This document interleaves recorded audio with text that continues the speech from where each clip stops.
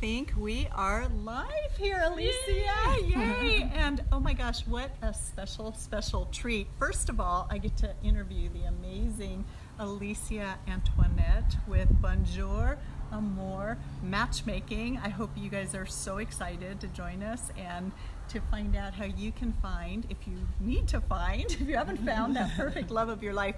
But you guys, before we get started, look at this view. Yay, what a beautiful. Perfect setting for romance, right? Absolutely. And Alisia, you bring guests out here. So really quickly, because this winery is being so gracious in letting us be here, why don't you tell us a little bit about the winery? Just give them a shout out. Robert Renzoni. This is where I bring all my family and friends because of the beautiful views of Temecula Valley. It's right off of Deep Portola. I love the view of the mountains, and they have great wines too. Yes. All right. So thank you, Robert Renzoni Winery, for letting us film here. And I hope you all not only enjoy the interview, but enjoy the beautiful view in the background. And this is in the Temecula Valley. So whether you're near or far, make sure you stop by. It's right off Deep Portola Road.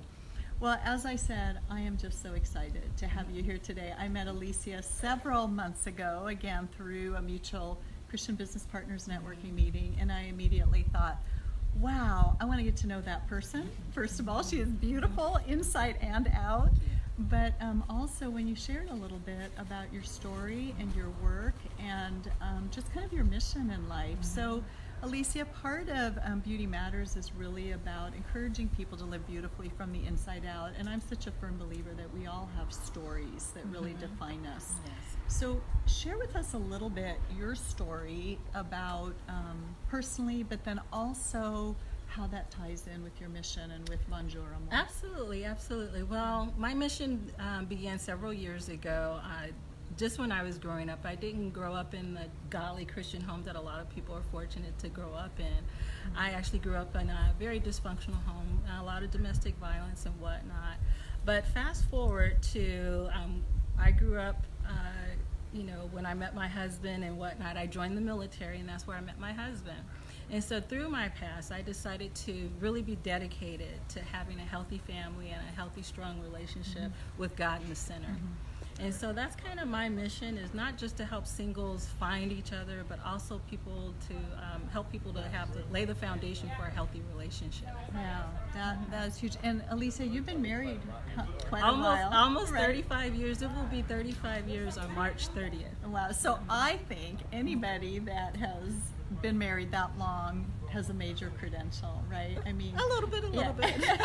And credibility. Yeah. I personally have been married 33 years. Yeah. Well, we both do. And through ups and downs, and it is wonderful. Kind of this. I think of this as sort of the reward part. Exactly. So awesome. And then, as far as I love that you are, and we'll get into this a little bit more, but you are so much more than matchmaking. Exactly. I want people to have my mission is not just to connect people, but help them have healthy, whole relationships.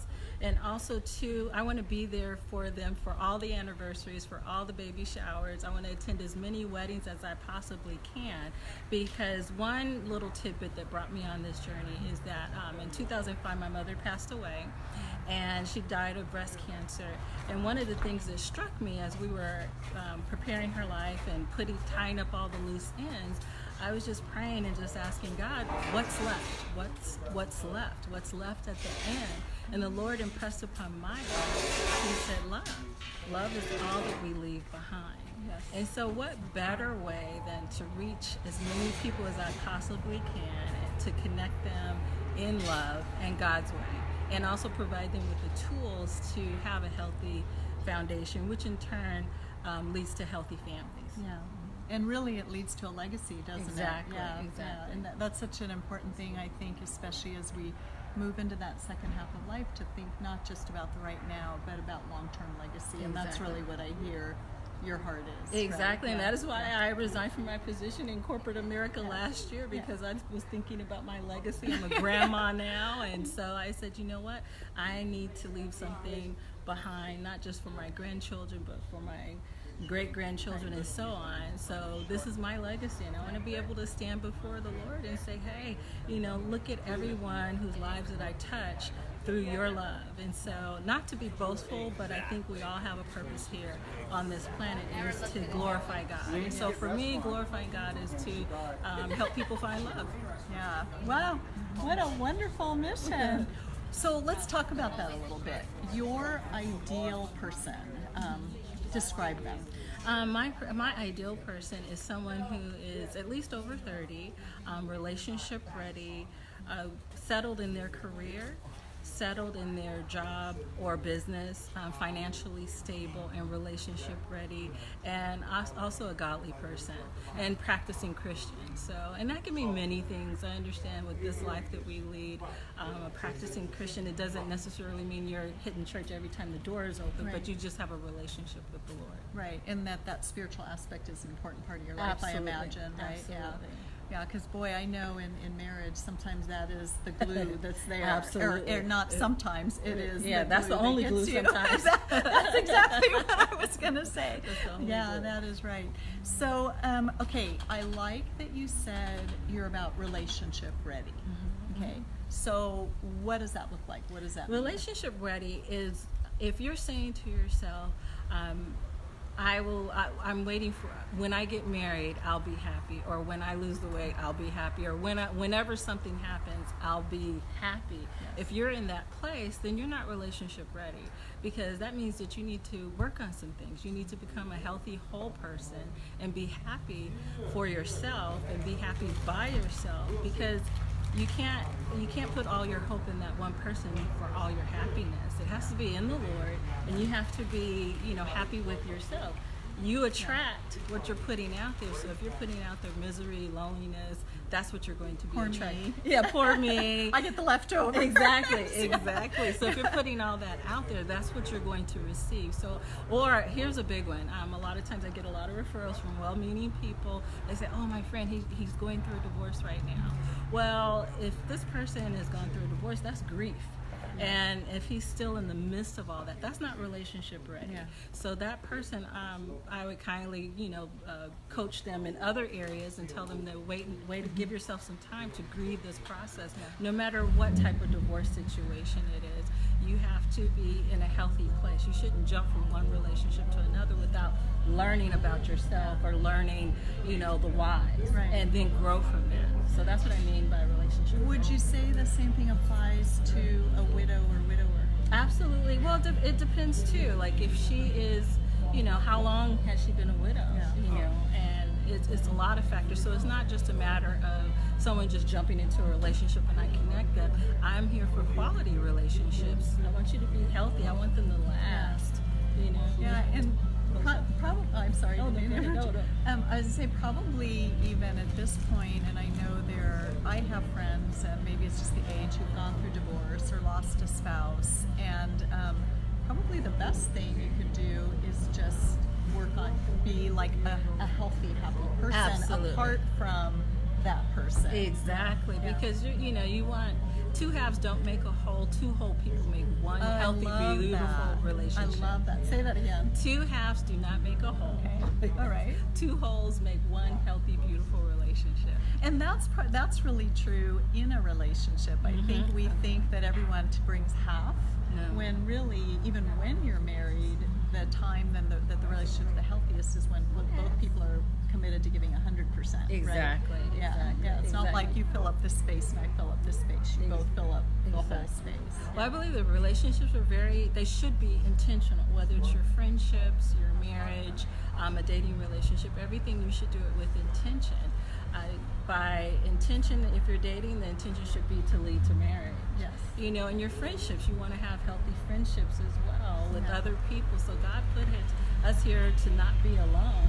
In Genesis chapter 2 talks about it's not good for man to be alone. So that tells me that God cares deeply about our relationships with each other. Right. He wants us to have someone. He wants that companionship for us. Yeah, and that is the heart of God. I mean, He exists in Trinity in relationship, right? Yeah, which is Exactly. actually a beautiful picture of marriage, isn't it? It is. Yeah, It is. yeah, Yes, yeah. exactly.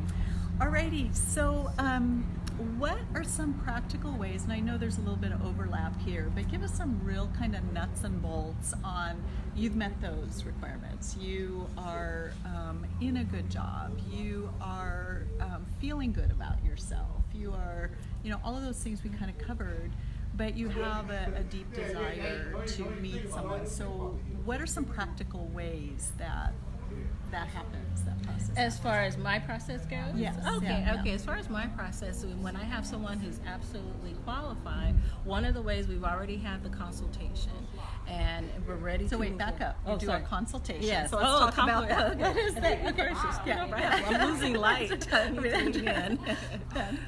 You gotta bend my way. I know I have to bend your way. I'm Yeah. losing light. Okay. So that's Yeah. okay. So you start, go ahead and tell us the process. You Oh, start okay. with a consultation. I start with a complimentary consultation. That you can lean in. I start with a complimentary consultation, and based on that, I direct you to complete your whole entire profile.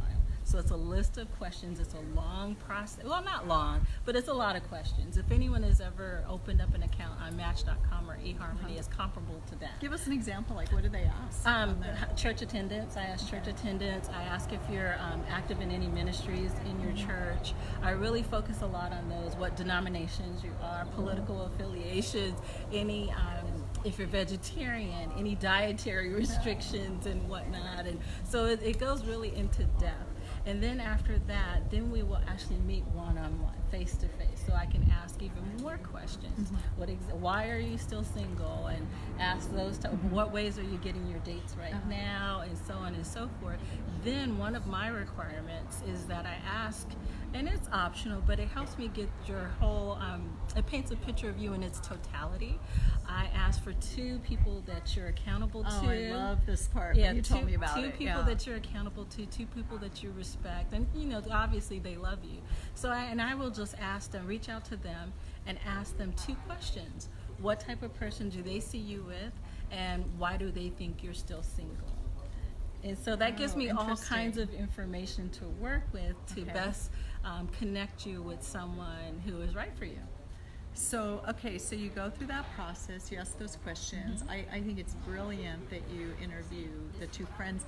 And that's really important too also, because it shows that you can form intimate relationships or good friendships with people outside of dating too, Exactly. right? You have to be able to have good friendships. So then what happens? They meet with you. And then the process starts for me to actually find someone for you. And then the way the data is set up, I will, through my database, I will connect you via email. You'll see a picture of the person, and they'll see a picture of you. Do you ask ahead of time about looks? Like, what do you Oh find yes, attractive? that's very. Oh what yeah, is not that's attractive? that's very important. Yeah. I do ask. I can really. I do ask what each person is attracted to. However, one of the things I kind of take that with a grain of salt to a point, because sometimes what you want is not what you need. Yes. And one of the things I always ask is that you're open-minded. So it's a lot of information that I'm taking, and so I ask that you just trust me. Okay. And so you really form a relationship with the person as well, right? Exactly. Yeah. So I do kind of, men are different. Men are way more visual than women. Yes. And women are way more forgiving than men when it comes to looks. But another conversation I have is a crucial conversation is realistic expectations. Okay. Yeah, so I want to hear about that. Realistic expectations. Well, a lot of people will say, I have a couple of clients, they're in their 60s, and they said they don't want men their age because they act old. And I was like, well, not everybody. 60, if they have 60 is a new 40, and so on. Yeah. But anyhow, I have to gently and kindly tell people, well, that 50-year-old man is not looking for someone in their 60s, unfortunately. Yeah. So just having, just educating them on how dating is today, and just asking everyone to be open-minded.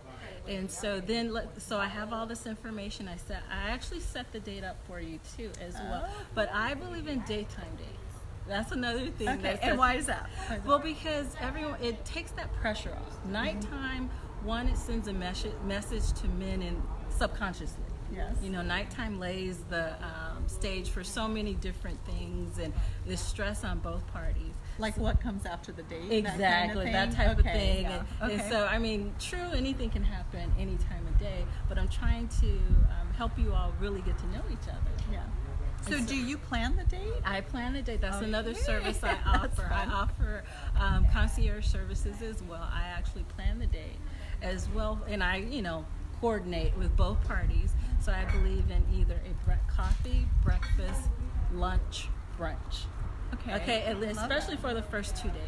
I think that's a really, really safe place. I mean, Exactly. and there's so many fun coffee places that are warm and inviting. I mean, it's almost like coming into a home without being in a home. Exactly, Yeah. and it takes that pressure off of both parties when they know. There's no like, alcohol that you gotta Yeah, worry about. That kind of stuff. yeah. Hopefully, maybe a Bloody mimosa Marys or something. That's true. But that's the idea. The first 2 days should be daytime dates, because then you see them in a different light. The third day, yes, you can go ahead, depending on how things are going. Yeah. Then we can go ahead and coordinate a So dinner date. you are not just, what I hear you saying is you are not a matchmaker.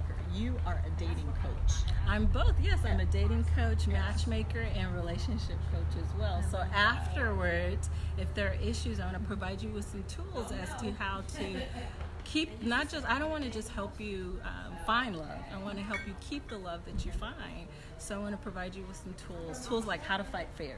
That's something that no one knows how to do, because well, a few people do, but you have to fight fair, especially for sometimes females. We have a larger vocabulary sometimes, Yeah. and so we know how to go right for the jugular Right. at times. Now, do people fight at the dating stage? I mean, if you're No, fighting not that at the dating stage. But let's say you're in a relationship. Yeah. So this is now you found someone that you're considering for marriage, and Right. so now you're going to loosen up a little bit Yeah. more, and so there may be some issues that can come up. So I want to give you some tools to help you be successful in that dating relationship. Fabulous. Oh my gosh, that sounds wonderful. Okay, so I'm trying to think, I'm kind of glancing down here at my notes really quick, and I feel like we could just keep going on and on because so many things get triggered, but we want to really try to keep this to 20 minutes. So if someone really likes what they're hearing and they're like, I just really feel like I could work with Alisia, what would be the next step? Either I have on Facebook, I have my page Bonjour Amour, or my website, which is bamatchmaking.com. So Bonjour Amour Matchmaking. So it's BA, not Bonjour Amour. So it's bamatchmaking.com. And we'll list that too. We'll list that up. Yeah. Yeah, And on so the you intro can to reach link out to to me that way, or call me 760-695-5399. I think. We'll write I have a that couple up of above, numbers too, in case you didn't. exactly. So, and then you offer of that free consultation Exactly. because right now you are really part of it is you're still in the database building stage, right? Exactly. Yeah. But I do have a few clients out here and there that I'm actively searching for singles. I'm actually Right. searching for Christian singles, male and female, different ages and whatnot. So if you know of any singles, good people, professional Christian singles, I send them my way. I would love to work with them and talk with them about a complimentary consultation. Yeah, hey, nothing to lose, right? Nothing I'm all to about lose. what's the And downside I'm here? there. I don't work with everyone. I have a couple of people. I spoke with someone a few months ago, and we met and we had coffee and whatnot. And I determined, based on what she was telling me, she was about 1 year away from being relationship ready. She had some things that she had to work out within herself and just find her own peace. Sometimes you can get on that. Yeah. Never-ending wheel of just dating, Yes.